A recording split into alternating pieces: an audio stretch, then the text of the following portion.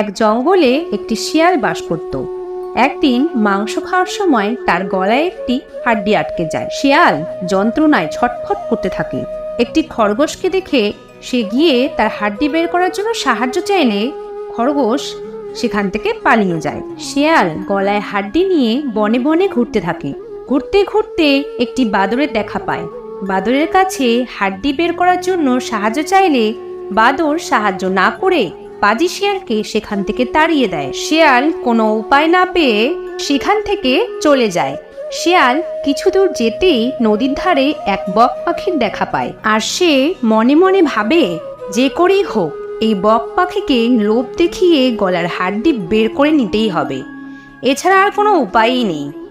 শিয়াল বক পাখিকে বলে, ভাই, আমার গলায় একটা হাড্ডি আটকে গেছে, তুমি যদি আমার গলার হাড্ডি বের করে দাও তাহলে আমি তোমাকে অনেক মাছ দেব। বক পাখি মাছের লোভে শিয়ালের কথায় রাজি হয়ে যায় আর শিয়ালের গলা থেকে হাড্ডি বের করে দেয়। আর তারপর পাজি শিয়াল বক পাখিকেই খাওয়ার জন্য তাড়া করে।